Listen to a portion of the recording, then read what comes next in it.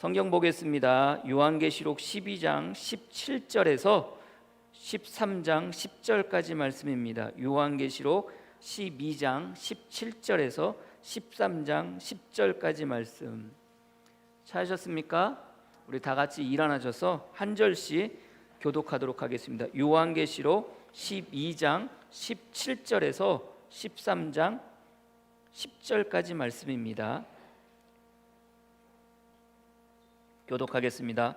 용이 여자에게 분노하여 돌아가서 그 여자의 남은 자손 곧 하나님의 생명을 지키며 예수의 증거를 가진 자들과 더불어 싸우려고 바다 모래 위에 서 있더라.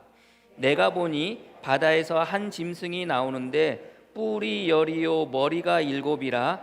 그 뿔에는 10 왕관이 있고 그 머리에는 신성 모독하는 이름들이 있더라.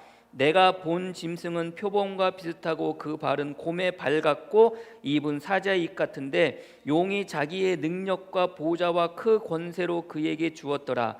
그의 머리 하나가 상하게 죽게 된 것 같더니 그 죽게 되었던 상처가 나음에 온 땅이 놀랍게 여겨 짐승을 따르고 용이 짐승에게 권세를 주므로 용에게 경배하며 짐승에게 경배하며 이르되 누가 이 짐승과 같으냐 누가 능히 이와 더불어 싸우리요 하더라.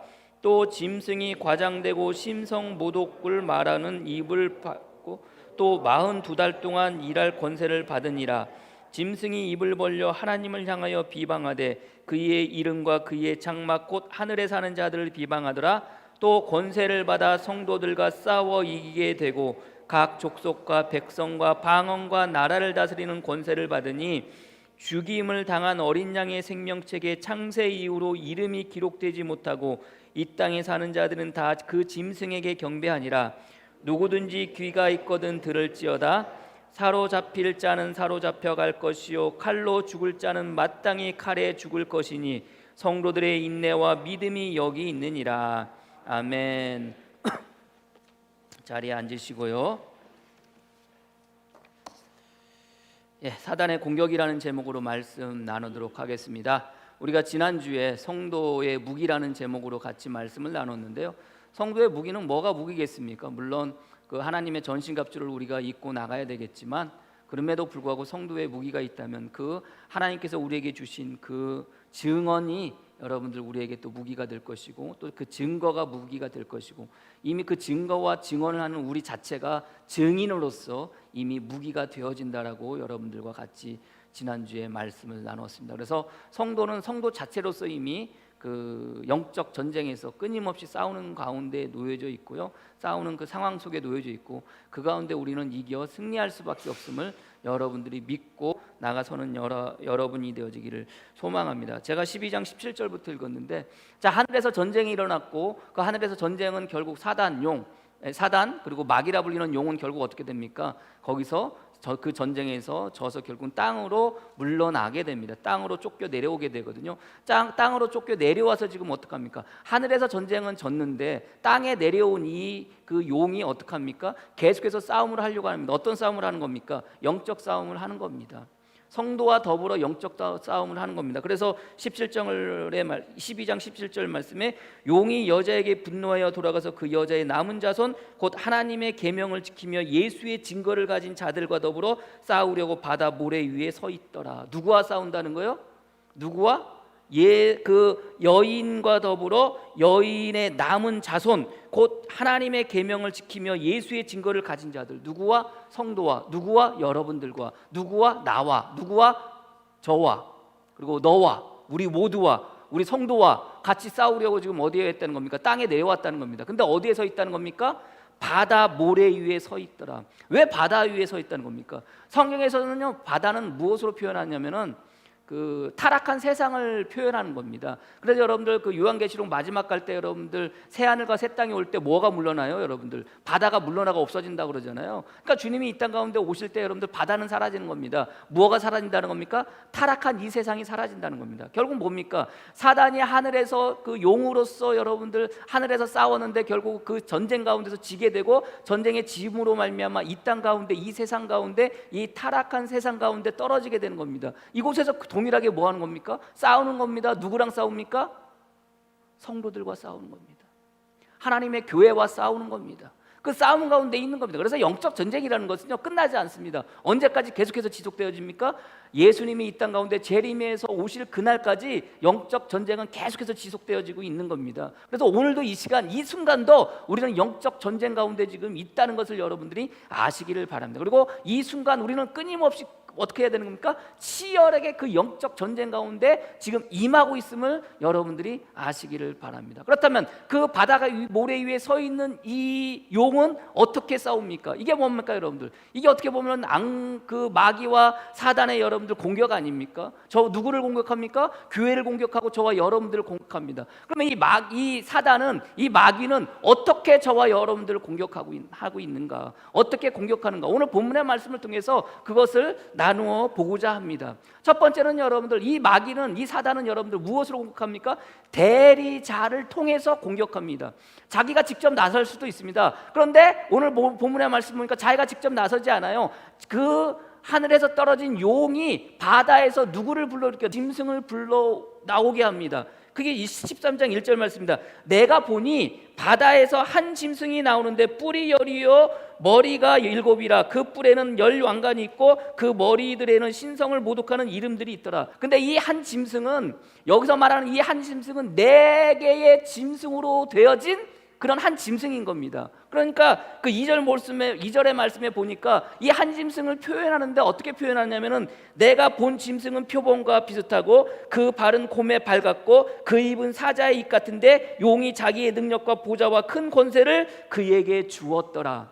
바다에서 짐승이 나온다는 거예요. 근데 이 짐승은 표범 같기도 하고 그 발은 곰의 발 같기도 하고 그 입은 사자 같다는 겁니다. 이것을 통해서 이야기를 하는데, 이 말씀의 배경은 어디에 있느냐? 다니엘서에서 나오는 말씀입니다. 사실은 다니엘서에서 네 생물이 나오고 네 짐승이 나오거든요. 다니엘서 7장 4절 이하에 보면 이렇게 이야기합니다. 바다에서 뭐가 나오느냐? 짐승이 나옵니다. 첫 번째는 사자와 같은데 독수리의 날개가 있더니 내가 보는 중에 그 날개가 뽑혔고 또 땅에서 들처럼 사람처럼 두 발로 서게 힘을 받았으며 또 사람의 마음을 벌었더라. 또 보니 한 짐승이 나왔는데 그게 뭐 같다는 겁니까? 사자 같다는 겁니다. 두 번째 짐승이 나오는데 다른 짐승 곧 둘째는 곰과 같은데 이것은 몸 한쪽을 들었고 그 입에 이 사이에는 새 갈빗대가 물렸는데 그것에게 말하는 자들이 있어 이르기를 일어나서 많은 고기를 먹으라 하였더라.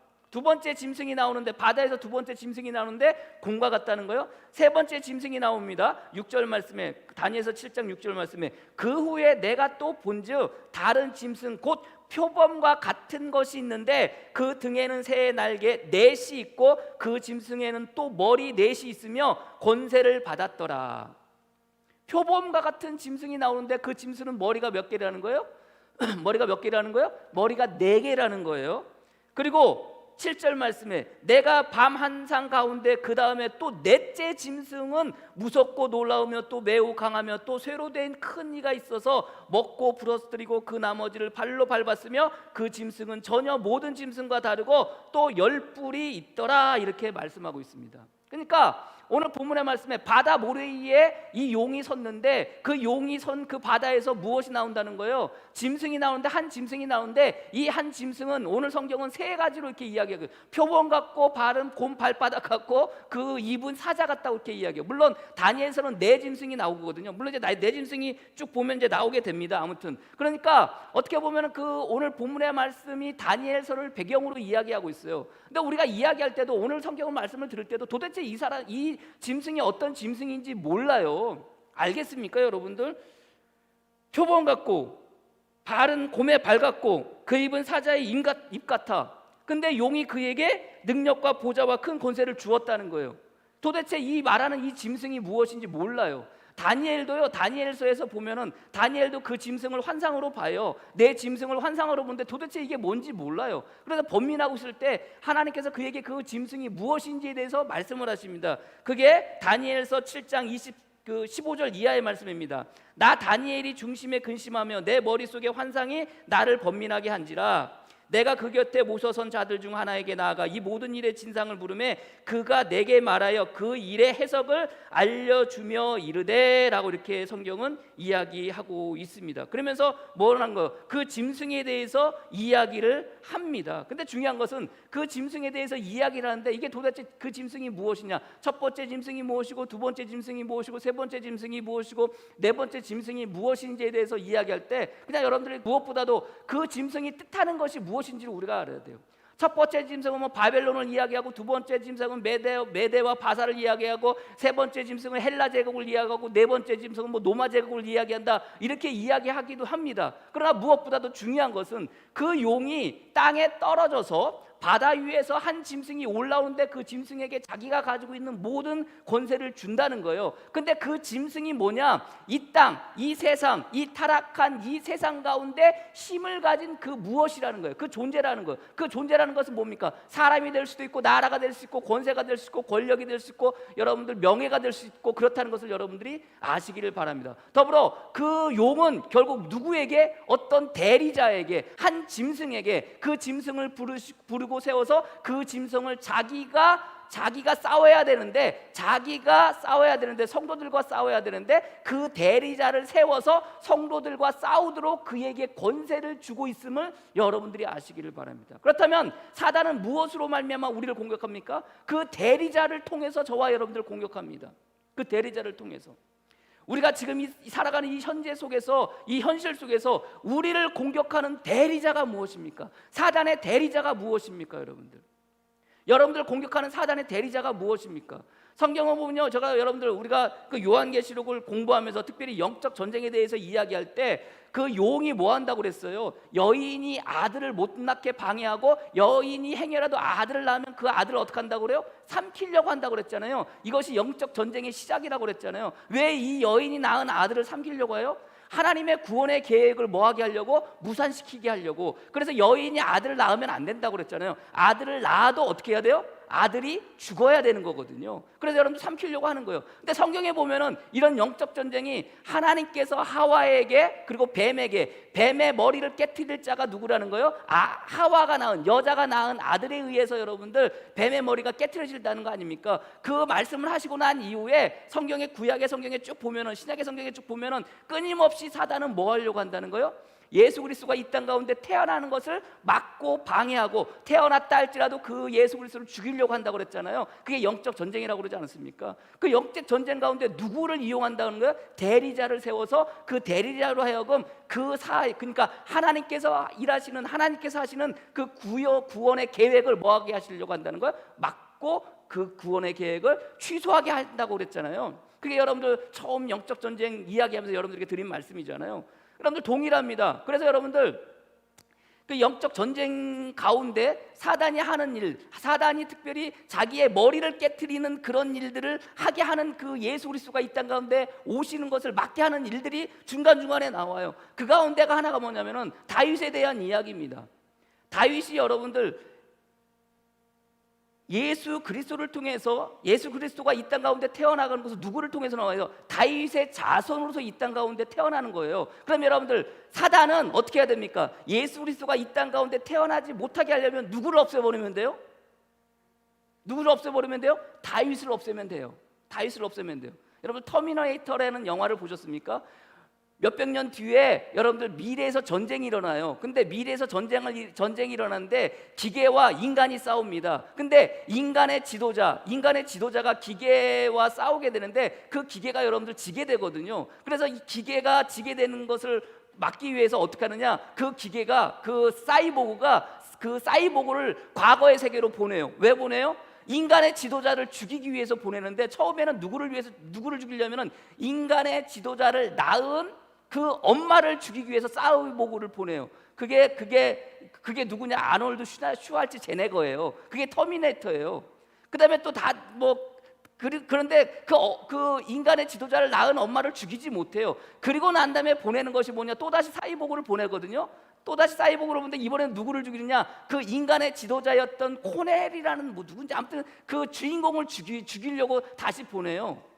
그러니까 결국 어떡합니까? 미래에 일어나는 일들에 대해서 그 일어나는 일들에서 그것을 없애게 하려면 뭐예요? 과거의 어떤 원인, 과거에 시작되어지는 그것을 없애버리면 되거든요. 그래서 터미네이터가 그렇게 시작이 되는 이야기예요. 영화예요. 동일합니다, 여러분들. 자, 마귀 사탄의 머리가 깨트릴 수밖에 없어요. 여자가 낳은 아이를 통해서, 그 씨를 통해서 그 머리가 깨트려질 수 있는데, 미래에 주님께서 이 땅 가운데 오실 그때, 그리고 그 하나님의 구원의 계획이 무산시키려면 어떻게 해야 돼요? 예수님이 이 땅 가운데 태어나면 안 되는 거예요. 그래서 여러분들 어떻게 해요?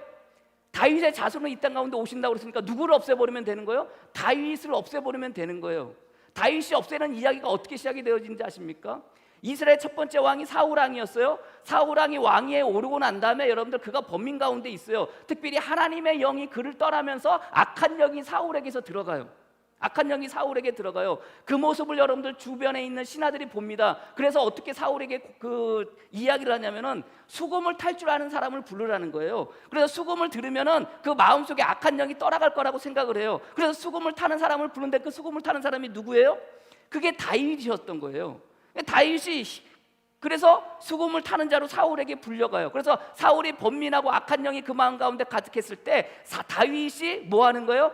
수금을 탔을 때 뭐 하는 거냐면은 그 사울의 안에 있던 악한 영이 떠나가게 돼요. 그게 몇 절 말씀이냐면 사무엘상 16장 이하의 말씀입니다. 여호와의 영이 사울에게서 떠나고 여호와께서 부르시는 악령이 그를 번뇌하게 한지라 사울의 신하들이 그에게 이르되 보소서 하나님께서 부르시는 악령이 왕을 번뇌하게 하였은즉 수금을 타는 사람을 불러다가 수금을 들으면 괜찮아질 거라고 그래요. 그래서 다윗이 와요. 그래서 다윗이 사울에게 수금을 들려줘요. 그랬더니 그 마음에서 그 사울의 마음에게서 여러분들 악령이 떠나가게 돼요.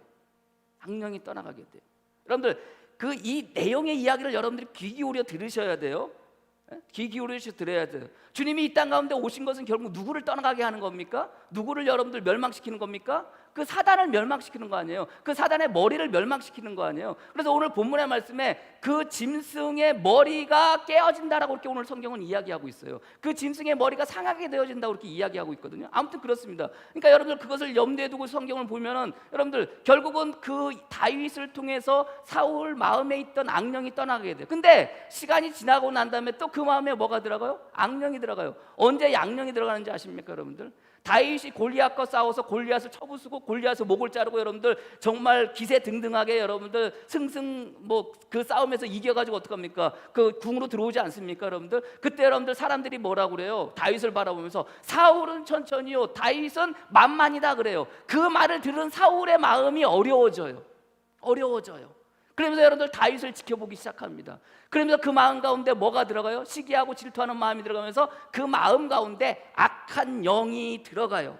그 말씀이 몇 절 말씀이냐면은 사무엘상 18장 7절에서 10절 말씀입니다.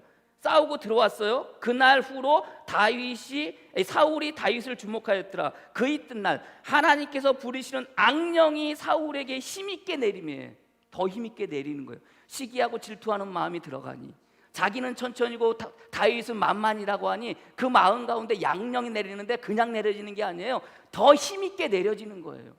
우리가 그래서 신앙생활 때 조심할 게 뭐예요? 우리 마음 가운데 악한 마음을 가지면 안 돼요. 우리 마음 가운데 시기 질투 미움 다툼 분냄 이런 마음을 가지면 안 돼요. 여러분들 그 순간 어떻게 되는 거예요? 여러분들 사단이 마귀가 그냥 내버려 두지 않아요. 그때 여러분들 바로 여러분 마음 가운데 들어올 수 있고 혹은 대리자를 통해서 여러분들을 공격한다는 것을 여러분들이 아시기를 바랍니다. 그때 마음이 힘들고 어려워졌다고 그랬잖아요. 사울에게 힘있게 내림에 그가 집안에서 정신없어 떠들어대므로 다윗이 평일과 같이 손으로 수금을 타는데 자 번민해요. 힘들어요. 어려워요. 그 마음에 악령이 더 크게 내렸단 말이에요. 근데 변함없이 누가 와서 다윗이 와서 수금을 타요. 근데 수금을 탈 그때 그 사울 왕의 손에 뭐가 잡혀 있어요? 창이 잡혀 있어요. 악령이 들어갔어요. 악령이 크게 내리면 어떡하는 거예요? 그 창으로 누구를 죽여요? 다윗을 죽이는 거예요. 다윗을 죽이려고 그에게 다윗에게 창을 던져요. 다윗을 죽이는 게 아니죠. 누구를 죽이는 거예요? 예수 그리스도를 죽이는 거예요. 영적 전쟁의 싸움으로 바라볼 때는 다윗이 죽는 것이 곧 누가 죽는 거예요? 예수님이 죽는 거예요. 한 번이 아닙니다. 또 한 번 그래요. 사무엘상 19장 9절 10절 말씀에 사울이 손에 단창을 가지고 그의 집에 앉아 있을 때, 창을 가지고 앉아 있을 때 여호와께서 부리는 악령이 사울에게 접하였으므로 다윗이 손으로 수금을 탈 때 사울이 단창으로 다윗을 벽에 박으려 하였으나 그는 사울의 이 앞을 피하고 사울의 창은 벽에 받친지라 다윗이 그 밤에 도피하매. 여러분, 누구를 죽이는 거예요? 다윗을 죽이는 거지만 다윗이 죽어야 누가 죽게 되는 거예요? 예수 그리스도가 죽게 되는 거예요. 이게 영적 전쟁이에요, 여러분들. 누가 그 일을 행하는 거예요? 악령이 행하는 거예요. 사단이 행하는 거예요. 누구를 통해서? 사울 왕을 통해서. 신약으로 넘어와서 여러분들 동일하게 그 말씀이 그렇게 여러분들 예수 그리스도를 또 죽이려고 하는 그것이 나오는데 누가 죽이느냐? 사단이 죽여야 되는데 사단이 죽이지 않고 사단이 대리자를 통해서 예수님을 죽이려고 그래요. 사단이 대리자를 통해서 예수님을 죽이려고 하는데 그 대리자가 누구예요? 누구? 가룟 유다. 그래서 주님께서 말씀하세요. 요한복음 9장 70절 말씀에 예수께서 대답하시되 내가 너희 12를 택하지 아니하였느냐. 주님께서 12명의 제자를 택하셨잖아요. 그러나 너희 중에 한 사람은 마귀니라 하시니. 그 가운데 한 사람이 누구예요? 가룟 유다예요. 그 가룟 유다예요. 이 말씀은 가룟 시몬의 아들 유다를 가르치심이니라. 그는 12 중에 하나로 예수를 팔자 아니라. 예수를 왜 팔아요? 예수를 죽여야 되거든요. 예수를 죽여야지 하나님의 구원의 사역이 멈출 수 있는 거거든요. 예수님을 죽여야지 그 여자의 아들이 뱀의 머리를 깨트리는 일이 일어나지 않게 되는 거예요. 그래서 그 이야기는 또 나와요. 요한복음 13장 2절 말씀입니다. 마귀가 벌써 시몬의 아들 가룟 유다의 마음에 예수를 팔려는 생각을 넣었더라. 그렇게 이야기하고 있어요. 누가 넣었다는 거예요? 마귀가 넣었다는 거예요. 그냥 여러분들 그냥 사람의 마음에 저절로 일으켜서 여러분들 예수를 팔려고 했던 게 아니에요. 누가 그 마음에 들어가서 마귀가 들어가서 사단이 들어가서 가룟 유다로 하여금 뭐 하겠다는 겁니까? 예수를 팔게 하겠다는 거예요. 그래서 예수를 죽게 만들었다는 거예요, 여러분들. 대리자를 세우는 거예요. 그래서 여러분들 하나님께서 이 땅 가운데 이루신 그 구원의 사역을 막고 있음을 여러분들이 아시기를 바랍니다. 그게 사단의 공격이에요.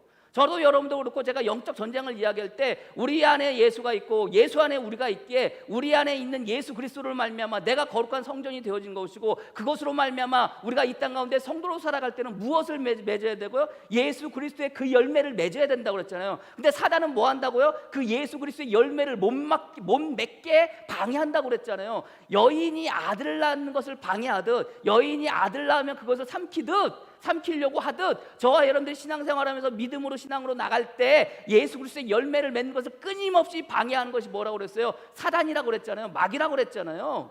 예? 근데 그것을 방해함에 있어서 내 마음 가운데 와서 그것을 방해하기도 하지만 한편으로는 여러분들 무엇으로? 대리자를 통해서 여러분들의 그 열매 맺는 것을 방해한다는 것을 여러분들이 깨달으시기를 바랍니다. 예? 그래서 우리가 신앙생활할 때요 내 마음 가운데 불려일으켜지는 그 마음들 혹은 나를 힘들게 하고 어렵게 하는 모든 상황들 속에서 여러분들 하나님께서 그 상황 속에서 나를 부르시고 세우셨지만 그럼에도 불구하고 사탄은 어떤 대리자를 통해서 여러분들의 신앙과 여러분들의 믿음을 끊임없이 뭐 하려고 해요? 깎아내리고 여러분들을 무너뜨리고 여러분들을 죽이려고 하고 여러분들을 삼키려고 한다는 것을 여러분들이 믿으시기를 바랍니다. 그게 사단이에요. 그게 사단의 공격입니다. 서두에도 말씀드렸지만 여러분들 대리자라는 것이 꼭 사람일 수도 있어요. 그러나 사람이 아닐 수도 있어요. 어떻게 보면 오늘날 우리가 살아가는 삶 속에서 어떤 사상이나 풍조나 사조들이 그런 것들이 우리의 여러분들 뭐가 되는 거예요? 우리를 무너뜨리게 하려는 대리자가 될 수 있다는 것을 여러분들이 믿으시기를 바랍니다. 때로는 나의 자녀가 그 대리자가 될 수도 있어요. 때로는 내가 가지고 있는 돈이 내가 추구하는 그 돈이 그 대리자가 될 수도 있어요. 세상의 명예가 세상의 권세가 나를 무너뜨리려고 하는 그 대리자가 될 수 있음을 여러분들이 아시기를 바랍니다. 그리고 때로는 내가 그 대리자가 될 수 있어요. 내 마음 가운데 사단이 들어와서 나로 하여금 하나님의 사람들, 성도들, 적어도 이 공동체 안에서 성도들의 마음을, 성도들의 신앙을, 성도들의 믿음을 떨어뜨리고 무너뜨리고 깨뜨리고 삼키려고 하는 대리자가 내가 될 수도 있음을 여러분들이 아시기를 바랍니다. 그래서 우리는 뭐 해야 돼요? 끊임없이 여러분들 마귀 사탄에게 틈을 주면 안 되는 거예요. 사탄은 우는 사자와 같이 우리 주위를 돌아다니면서 우리를 삼키려고 한대요. 여러분, 그 상황 가운데 놓여있을 때 우리가 조그만한 틈을 주면 어떻게 되는 겁니까? 우리는 뭐 하는 거예요? 삼켜먹힘을 당하는 거예요. 그냥 당하는 거예요. 그 공격을 통해서 끊임없이 당하는 거예요, 여러분들. 그래서 여러분들 에베소서 4장 27절 말씀에 마귀에게 그 틈을 주지 말라 그래요. 절대 요만큼의 틈을 주어서는 안 돼요. 시기, 질투, 미움, 다툼, 분냄, 시기, 질투하는 마음이 들어가니까 사울 왕 마음에 여러분들 악령이 내리는데 그냥 내리는 게 어떻게 돼요? 크게 내리니라. 크게 내렸다는 거예요, 여러분들. 그 순간을 어떻게 참습니까, 여러분들? 그 순간을 어떻게 놓칩니까, 여러분들? 우리가 신앙생활할 때도, 우리가 믿음으로 나갈 때도 여러분들 끊임없이 여러분들 긴장하시고, 내 순간 이 순간 주님이 이 땅 가운데 오실 모든 삶의 그 상황은 영적 전쟁 가운데 있음을 여러분들이 믿으시고 긴장하시고 틈 주지 않고 마귀 사탄에게 틈 주지 않고 나가설 수 있는 저와 여러분이 되어지기를 주님의 이름으로 간절히 축원합니다. 두 번째는 유혹함으로 우리를 공격해요. 오늘 3절 말씀에 뭐라고 해요? 내가 본 짐승은 표범과 비슷하고 그 발은 곰의 발 같고 그 입은 사자의 입 같은데 용이 자기의 능력과 보좌와 큰 권세를 그에게 주었더라. 그 짐승은 뭘 가지고 있다는 거예요? 용이 가지고 있는 그 권세를 가졌다는 거예요. 어마어마한 권세를 가졌다는 거예요. 근데 이 짐승이 어떻게 되었다는 거? 3절 말씀에 그의 머리 하나가 상하여 죽게 된 것 같더니, 머리가 상하여 죽게 된 것 같다는 거예요. 머리가 상하여 죽게 되었다고 그래요. 근데 어떻게 됐다는 거예요? 상처가 나음에 온 땅이 놀랍게 여겨 짐승을 따르고라고 이렇게 되어져 있어요. 머리가 상해가지고 죽게 되어졌다는 거예요. 근데 시간이 지나면서 어떻게 됐다는 거예요? 다시금 살아났다는 거예요. 뭐 같아요, 여러분들? 뭐하고 비슷한 것 같아요?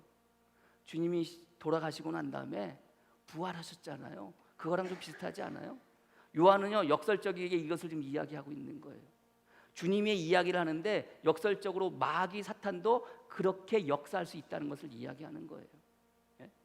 그래서 죽었는데 그 머리가 깨트려서 죽었는데 그 머리가 상하여서 죽었는데 다시 시간이 지나고 난 다음에 일어난다는 거예요. 일어났다는 거예요. 되살아났다는 거예요. 마치 뭐 같아요? 예수 그리스도가 이 땅 가운데 오셨다가 죽음 가운데 계시다가 부활하셨다는 것하고 비슷하지 않습니까, 여러분들? 이것을 이야기하는 거예요. 그래서 사람들이 무엇을 보고 그것을 보고 뭐 한다는 거예요? 그 짐승을 따르더라 이렇게 이야기하고 있어요. 많은 사람들이 그 모습을 보고 그 머리가 상하여서 죽었다가 다시 살아난 그것을 보고 그 짐승을 따랐다고 이렇게 성경은 이야기하고 있어요. 이게 유혹이에요. 마치 주님 같은 거 아닙니까, 여러분들? 마치 예수님 같은 거 아닙니까? 마치 예수님처럼 그런 능력을 행하고 그런 놀라운 권세를 행하는 거 아닙니까, 여러분들? 이것이 누구도 행할 수 있다는 거예요. 마귀 사단도 행하는 거예요. 그리고 그 대리자를 통해서 여러분들 그 일을 행하는 거예요. 우리가 신앙생활할 때 여러분들 혹하는 것들이 뭡니까, 여러분들? 조금이라도 여러분들 영적으로 혹은 여러분들의 앞날에 대한 것들, 그런 것들 여러분들 우리가 그 영험하다고 표현을 해야 되는 무당들, 이야기할 때 여러분들 나의 앞날에 대한 것을 조금이라도 알고 조금이라도 맞추면 우와 그러지 않습니까, 여러분들? 놀라운 역사를 행해 사람을 낳게 하기도 하고 여러분들 여러분들 병든 자를 여러분들 낳게 하기도 해요. 놀라운 일들을 행해요, 여러분들. 마귀 사탄도요, 주님이 행하셨던 것처럼 동일하게 여러분들 행할 수 있어요. 어쩌면 더 영험하게 행할 수도 있어요. 머리가 상해서 죽었다가 여러분들 죽은 것 같은데 다시 살아난다고 성경은 이야기하고 있는 것처럼 이런 것들을 보면 여러분들 세상의 사람들은 뭐 하는 거예요? 그 마귀 사탄을, 그 짐승을 따라가는 거예요. 그 왕이 용에게 엄청난 권세를 받은 그 짐승들을 따라갈 수밖에 없는 게 이 땅이고 이 세상이라는 것을 여러분들이 믿으시기를 바랍니다. 여러분들은 어떠세요? 여러분들 그런 것들에 혹하지 않으세요? 여러분들 그런 것들에 여러분들의 마음을 뺏기지 않으세요? 여러분들 그런 것들에게 여러분들 혹시라도 여러분들의 생각이, 여러분들의 마음이 그쪽으로 가지는 않으세요, 여러분들? 그게 우리들의 모습일 수도 있어요. 그것이 유혹이에요, 여러분들. 그래서 사단은 끊임없이 우리에게 무엇으로 우리를 공격해요? 유혹으로 공격하는 거예요. 미혹하게 하고 유혹하게 하는 거예요. 그래서 여러분들 뱀이 가장 먼저 하와를 공격할 때 무엇으로 공격해요, 여러분들? 뱀이 여러분들 하와에게 가서 그냥 가가지고 그냥 선악과를 따가지고 그 선악과를 그냥 억지로 먹어! 안 먹으면 죽여버릴 거야! 이렇게 하고 그렇게 먹기나요? 아니잖아요. 야, 저 열매 너무 좋지 않냐? 저거 먹어라. 그러니까 뭐라 그래? 저거 만지지도 말고 보지도 말고 만지지도 말고 근처도 가지 말라고. 저거 먹게 되면 정령 죽는다고 하나님이 말씀하셨어. 그러니까 뭐래요? 뱀이? 아니야, 안 죽어, 괜찮아. 그러니까 하와가 그 열매를 보니까 뭐 한대요? 먹음직도 하고 보암직도 하고 지혜롭게 할 만큼 탐스럽다고 그렇게 유혹하는 거예요, 여러분들. 지금 당장 어떻게 될지는 몰라요. 지금 당장 어떤 일이 내 앞에서 일어나진 않아요. 예? 그래서 여러분들 그 유혹에 넘어가는 거예요. 사단은요 끊임없이 저와 여러분들 삶 가운데 찾아와가지고 끊임없이 저와 여러분들을 뭐 하는 거예요? 유혹한다는 것을 여러분들이 믿으시기를 바랍니다. 그게 사단의 공격이에요. 그래서 성경을 보면요 끊임없이 그 유혹에 건디라고 그래요. 신명기 7장 4절 말씀에 그가 내 아들을 유혹하여 그가 여호와를 떠나고 다른 신들을 섬기게 하므로 여호와께서 너희에게 진노하사 갑자기 너희를 멸하실 것임이니라. 무슨 얘기냐? 하나님께서 이스라엘 백성들에게 이방 여인들과 사귀지 말래요. 이방 여인과 결혼하지 말라는 거예요. 왜 이방 여인들과 결혼하지 말라는 거예요? 그 사람들이 너에게 와서 누구를 한다는 거예요? 너희들을 유혹한다는 거예요. 유혹한다는 거예요. 무엇으로 무너뜨려요? 유혹해서 무너뜨려요, 여러분들. 억지로 하나님을 섬기지 말라고, 억지로 여러분들 죽음 가운데 칼로 들이대며 하나님을 섬기지 말라고 하면 오히려 어떻게 보면 더 하나님을 섬길지 몰라요. 근데 어떻게 하는 거예요? 이방 신들을 섬기는 여인들이 와가지고 그 남편들을 어떻게 하는 거예요? 유혹하는 거예요. 유혹하는 거예요. 누가복음 22장 39절 40절 말씀에 여호와께서 나가사 습관에 따라 감난산에 가심에 제자들도 따라갔더라. 주님께서 습관에 따라 여러분들 새벽마다 어떻게 해요? 감난산에 올라가서 기도하세요. 근데 여러분들 하루는 제자들을 데리고 가요. 제자들에게 여러분들 제자들 데리고 올라가면서 제자들에게 하시는 말씀이 있어요. 뭐라고 말씀해 주면 그곳에 이르러 그들에게 이르실 때 유혹에 빠지지 않게 기도하라. 뭐에 빠지지 않게? 유혹에 빠지지 않게. 나도 몰라. 나도 잘 모르지만 그럼에도 불구하고 내가 좀 편한 것, 내가 좀 더 이로운 것, 그거에 여러분들 우리의 마음이 빼앗길 수밖에 없어요. 그래서 그 유혹에 빠지지 말라는 거예요. 네 개의 반 이야기할 때 여러분들 가시밭에 뿌려진 씨에 대해서 주님께서 말씀하실 때 뭐라고 말씀하세요? 마태복음 13장 22절 말씀에 가시떨기에 뿌려졌다는 것을 말씀을 들으나 세상의 염려와 재물의 유혹에 말씀이 막혀 결실하지 못하는 자요라고 이렇게 되어져 있어요. 무엇에? 유혹에. 무엇에? 세상의 유혹에. 여러분들 사단은 끊임없이 저와 여러분들에게 그 세상의 유혹으로 세상의 것으로 저와 여러분들의 마음을 미혹해 하고 저와 여러분들의 마음을 유혹한다는 것을 여러분들이 믿으시기를 바랍니다. 그래서 성경은 끊임없이 뭐하라고 그래요? 그 유혹에 빠지지 말라고 그래요. 에베소서 4장 14절 말씀에 예배소서 4장 14절 말씀에 성도에 대한 이야기를 하면서 그 성도가 온전히 설 거에 대해서 이야기인데 이렇게 얘기합니다. 이는 우리가 이제부터 어린아이가 되지 아니하며 사람의 속임수와 간사한 유혹에 빠져 온갖 교훈의 풍주에 밀려 요동하지 않게 하려 함이라. 뭐에 빠지지 말라는 거예요? 사람의 속임수와 간사한 유혹에 빠지지 말라는 거예요. 유혹하는 것을 여러분들 공격해요. 별것도 아닌 것 같은데 까짓 거 뭐 저 정도쯤이야 라고 생각할 텐데 그것이 여러분들을 유혹하고 그 유혹을 통해서 무엇이 여러분들의 신앙이 여러분들의 믿음이 무너지게 된다는 것을 여러분들이 아시기를 바랍니다. 우리 신앙생활하면서 여러분들 어떤 유혹에 빠져요? 제가 곰곰이 설교 준비하면서 생각해 봤어요. 여러 유혹이 있겠죠. 그 가운데 하나가 뭐예요? 한 번쯤 유혹이 한 번쯤 까짓 거 한 번쯤 이거 한 번쯤 다음에 안 그러면 되지. 이번 한 번쯤은 이거 유혹 아닙니까, 여러분들? 여러분들 그럴 때가 얼마나 많아요. 주일날 예배 드렸는데 물론 일 때문에 여러 가지 일들이 있다고 바빠서 못 드릴 수도 있겠죠. 그러나 그러지 않음에도 불구하고 예배 안 드릴 때 여러분들 마음 가운데 한 번쯤 이런 마음 갖잖아요. 그게 뭐예요? 그게 유혹이에요. 한 번쯤이 두 번쯤 되고 세 번쯤 되고 네 번쯤 되고 다섯 번째 여섯 번째 쭉 가는 거예요. 제가 언젠가 말씀드리면 장로교 목사님들이 1,100명인가 1,200명인가 여러분들 설문조사를 했어요. 코로나 사건 사회적 거리가 끝나고 난 다음에 설문조사를 했습니다. 여러분들 설문조사를 했는데 여러분들 교회 출석률이 몇 프로예요? 68%. 30%가 교회 안 나온다는 거예요. 사회적 거리가 끝나고 생활 방향으로 넘어갔는데도 불구하고 안 나온다는 거예요. 여러분들 왜 안 나와요? 왜 안 나옵니까 여러분들? 한 번쯤 안 나오면 그렇게 되겠거니, 한 번쯤은 괜찮겠거니 이런 마음 아니겠습니까 여러분들? 끝났는데도 안 나와요. 끝났는데도 출석 인원이 줄었다는 거예요. 그래서 우리가 사회적 거리 있음에도 불구하고 예배 드려야 된다는 이유가 뭡니까 여러분? 마음이 그렇게 되니까. 그러다 보니까 우리의 마음이 어떻게 돼요? 해이해지니까. 그 유혹에 넘어가게 되니까. 그럼 또 얼마나 좋습니까, 여러분들? 또 온라인 예배라는 게 생겨가지고요, 또 얼마나 좋은지 몰라요. 목사님들의 40%가 온라인 예배를 인정해야 된다는 거예요. 성도들은 오죽하겠습니까, 여러분들? 예? 근데 온라인 예배 인정하니까 온라인 예배를 예배라고 생각하고 그렇긴 해요. 근데 중요한 것은 예배만 드려요. 성도로서 해야 될 일은 하나도 안 해요. 예배만 드려요. 그게 대표적인 게 뭐예요? 그게 헌금이에요. 그래서 여러분들 설문조사를 했어요. 헌금이 몇 프로가 줄어졌어요? 28%가 헌금이 줄었어요. 줄었다니까요. 설문조사를 했더니. 예배만 드려. 그거 끝이야. 성도로서 해야 될 것, 기도하고 예배하고 뭐 전도하고 이런 거 할 필요가 없는 거예요. 왜요? 한 번쯤은. 두 번째 유혹은 뭐예요, 여러분들? 다음에 여러분들 뭔 일을 시키거나 여러분들 뭐 하라고 그래요? 뭐라고 그래요? 다음에 하겠습니다. 다음에 이거 유혹 아닙니까, 여러분들? 형편이 나아지면 하겠습니다. 돈이 좀 생기면 하겠습니다. 몸이 좀 좋아지면 하겠습니다. 시간이 되어지면 하겠습니다. 다음에 하겠습니다. 제가 2002년부터 목회 나와가지고 여러분들 지금 2020년, 18년, 19년 동안 여러분들 목회하면서 다음에란 소리를 얼마나 많이 들었는지 몰라요. 성도들한테 뭐 좀 하시죠. 다음에 하겠습니다. 이거 좀 했으면 좋겠어요. 다음에 하겠습니다. 형편이 좋아지면 하겠습니다. 돈이 생기면 하겠습니다. 시간이 되면 하겠습니다. 건강이 좋아지면 하겠습니다. 다음 하겠습니다. 다음의 유혹 아니에요. 또 하나의 유혹이 생각해보니까 뭐가 있어요? 괜찮아요. 유혹이 괜찮아. 괜찮아. 한 번쯤 괜찮아. 다음에 해도 괜찮아. 그래서 오늘 끊임없이 괜찮다는 말을 해요. 괜찮긴 뭐가 괜찮아요, 여러분들? 괜찮다고 생각하는 순간 사단은 여러분들 내버려 두지 않아요. 괜찮은 게 아니에요, 여러분들. 괜찮다고 생각하는 순간 뭐 하실 수 있으셔야 돼요? 마음 가운데 긴장하셔야 돼요. 괜찮은 게 아니에요. 내가 괜찮은 순간 사단이 괜찮아지는 거예요, 여러분들. 적어도 신앙생활하는 데서 믿음 생활하면서 내가 괜찮은 시간은 없어요, 여러분들. 내가 괜찮은 시간은 언제예요? 주님이 이 땅 가운데 오실 그날이 나이가 괜찮아지는 시간이에요.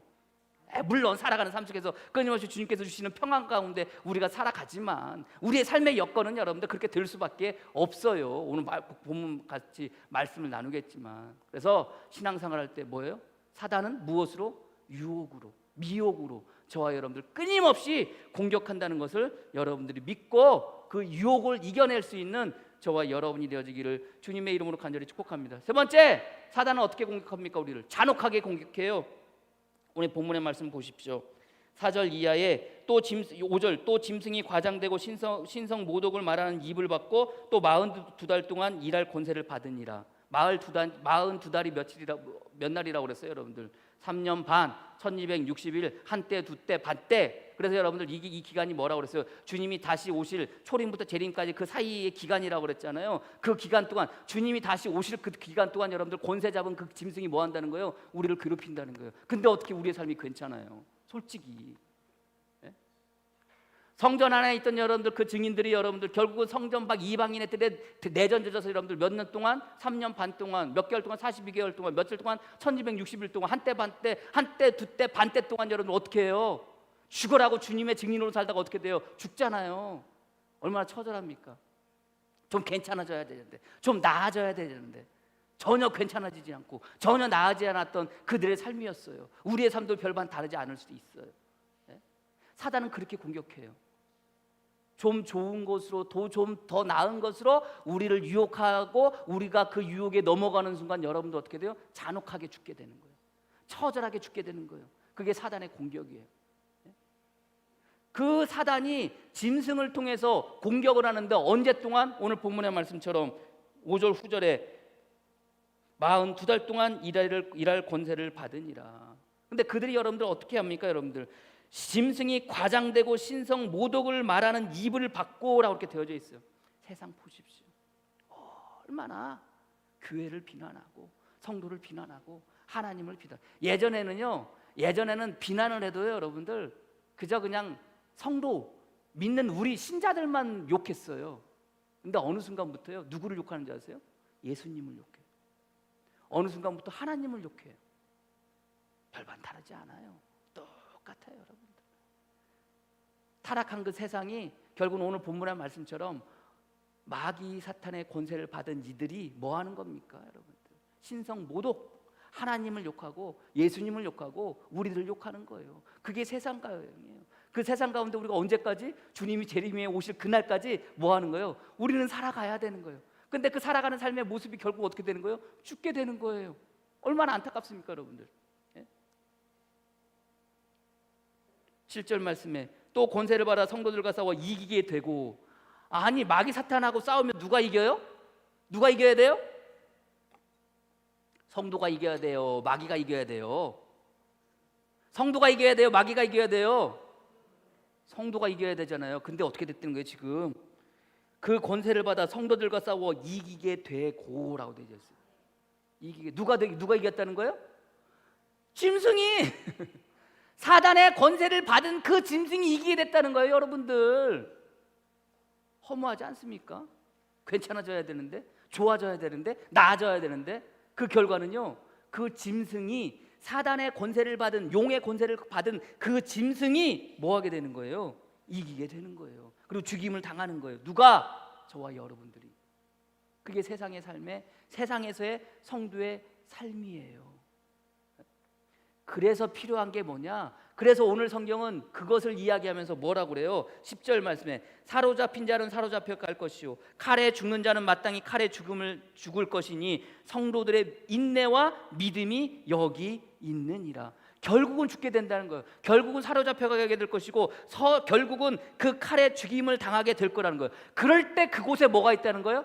성도의 믿음과 성도의 뭐가 있다는 거예요? 인내가 그곳에 있다는 거예요. 왜 성도의 인내와 성도의 믿음이 그곳에 있을까요? 왜 고난당할 때, 왜 짐승에게 고난당할 때, 핍박당할 때, 그러면서 죽어가는 그 순간에 그곳에 왜 성도의 인내와 성도의 믿음이 있을까요? 왜 있을까요, 여러분들? 우리가 이방인들에 던져진 두 증인에 대한 이야기를 우리가 말씀 나눴잖아요. 그들이 죽었어요. 결국은 말씀을 증거하다가 죽었어요. 죽고 난 다음에 여러분들 사흘 반 동안 여러분들 아무도 그 시체를 장사 지내주지 않아요. 정말로 능멸을 당하고 모욕을 당했어요. 그런데 사흘 반이 지나고 난 이후에 어떻게 되는 거예요? 하나님의 영이 그들에게 들어가서 그들이 어떻게 하려? 구름을 타고 하늘 위로 올라가잖아요. 그게 뭐예요? 그게 믿음이에요. 그게 믿음이에요. 우리가 지금 살아가는 이 세상은 신성 모독한 말로 저와 여러분들 힘들게 하고 교회를 힘들게 하고 하나님과 예수님을 모욕하면서 살아가는 것이 이 땅의 모습이고 이 세상의 모습이어서 정말로 그 핍박 가운데 어려운 가운데 우리가 살고 있어서 우리가 정말로 힘들게 살고 있지만, 그러나 그때 필요한 것은 뭐예요? 우리 마음 가운데 참고 견디고 인내하며 그 마음 가운데 뭐가 있어야 되는 거예요? 믿음이 있어야 된다는 거예요. 그래서 오늘 본문의 말씀은 그저 우리가 성도로 살다가 죽어가는 그런 모습이 끝이 아니라, 끝날 때까지 끝난 게 아니라 그것으로 끝날 거라고 생각했는 것이라, 그들이 짐승들이 용의 권세를 받아 성도를 이기게 하고 이긴 것처럼 보여지는데 이긴 게 아니라는 거예요. 잠시 잠깐 이긴 것처럼 보여질 수 있어요. 물론 성도는 죽을 수도 있어요. 그러나 그 죽은 게 아니라는 거예요. 왜요? 뭐가 있기 때문에? 믿음이 있기 때문에. 어떤 믿음이 있기 때문에? 하나님의 영이 나에게 들어와서 나는 구름을 타고 하늘 위로 올라갈 거라는 그 믿음이 내 마음 가운데 있기 때문에. 여러분 마음 가운데 그런 믿음이 있습니까? 네? 마귀가 잔혹하게 우리를 무너뜨리고 마귀가 잔혹하게 저와 여러분들 삼키려고 하는 이유는 뭐예요? 다른 거 아니에요. 그 믿음을 빼앗으려고 하는 거예요.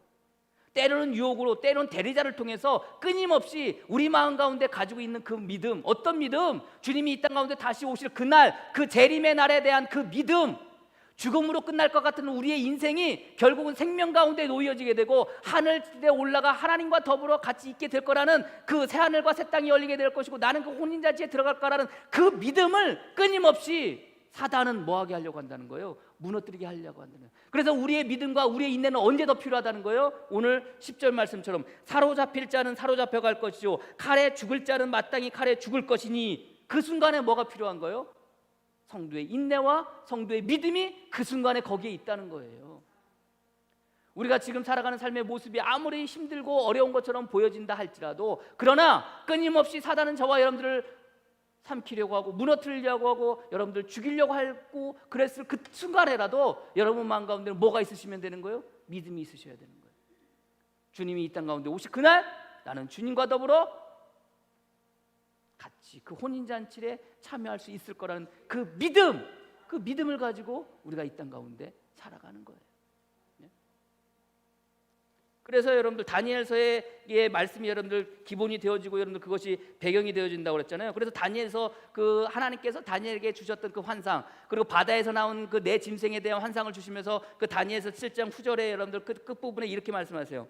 그러나 심판이 시작되면 그는 권세를 빼앗기고 완전히 멸망할 것이가 그 짐승들이 그 권세를 가지고 성도를 괴롭히거든요. 성도를 박해하거든요. 그러나 심판이 시작되면 그는 권세를 빼앗기고 완전히 멸망할 것이요 나라와 권세와 온천한 나라들의 권세가 지극히 높으신 이의 거룩한 백성에게 붙임바 되리니 그의 나라는 영원한 나라니라. 모든 권세 있는 자들이 다 그를 섬기며 복종하리라. 이게 주님이 이 땅 가운데 오실 재림의 그날의 모습이에요. 그리고 그 모습을 우리가 마음 가운데 상상하고 마음 가운데 가지고 살아가는 그 우리 성도들의 마음이 뭐예요? 그게 믿음이에요.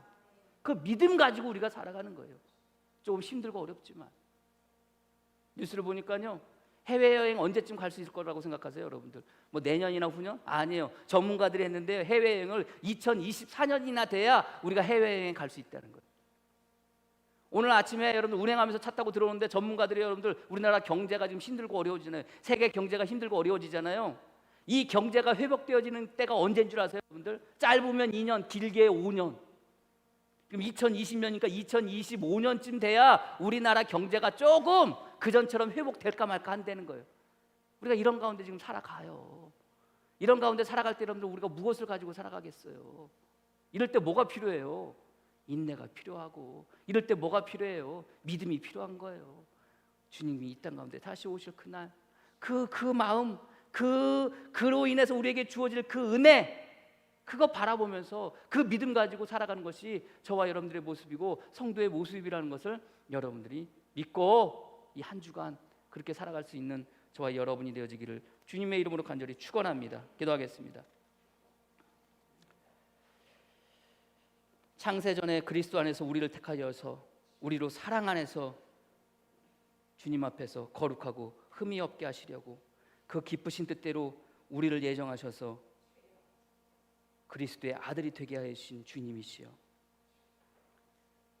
사단은 끊임없이 우리를 공격하고 우리를 삼키려고 하는 상황 가운데 우리가 놓여져 있습니다. 세상은 신성 모독하는 말로 더욱더 우리를 공격하는 가운데 있습니다. 세상의 대리자를 통해서 우리를 공격하고 때로는 달콤한 말과 달콤한 풍조를 통해서 그 유혹을 통해서 우리를 공격하고, 그러나 그 유혹과 그 대리자를 통한 공격은 처절하고 잔혹한 것을 우리가 깨닫게 하여 주시옵소서. 때로는 결국은 우리가 죽어갈 수 없는 것처럼 보여지지만 결국은 사단의 권세를 잡은 그 짐승이, 세상의 짐승이 이긴 것처럼 보여지지만 끝날 때까지 끝난 것이 아니라 오히려 그 상황 속에 놓여졌을 그때 주님은 우리에게 찾아와 주시고 우리에게 하나님의 영을 더하여 주시고 그리하여 우리를 다시 살리시고 우리를 구름 가운데 태우시고 하나님 곁으로, 주님 곁으로 인도하여 주심을 믿고 살아갈 수 있도록 주님 역사하여 주시옵소서. 코로나19라는 뜻하지 않은 일들 때문에 우리의 삶은 더욱더 피폐해지고 힘들고 어려워지는 상황 가운데 놓여져 있습니다. 어떻게 보면 또 우리의 삶이 예수 믿고 살아가는데, 예수 믿고 성도로서 살아가는데 어떻게 보면 더욱더 세상 사람들보다 더 힘들고 어려운 상황 가운데 놓여질 때도 있습니다. 그러나 아버지 하나님, 그 순간 우리에게 필요한 것은 주님을 향한 그 믿음인 것을 우리가 깨닫게 하여 주시고 살아가는 복된 성도들 되어지게 주님 축복하여 주시옵소서. 사단의 대리자가 되지 않게 하여 주시옵소서. 사단의 유혹에 넘어가지 않는 자들 되게 하여 주시옵소서. 한 번쯤이라는 생각 갖지 않게 하여 주시옵소서. 다음에라는 생각 갖지 않게 하여 주시옵소서. 괜찮다는 생각하지 않게 하여 주시옵소서. 어떠한 상황 가운데 놓여져 있다 할지라도 참고 견디고 인내하고 감수하며 믿음으로 설 수 있는 복된 성도들 되어지게 주님 축복하여 주시옵소서. 예수 그리스도의 이름으로 기도합니다. 아멘.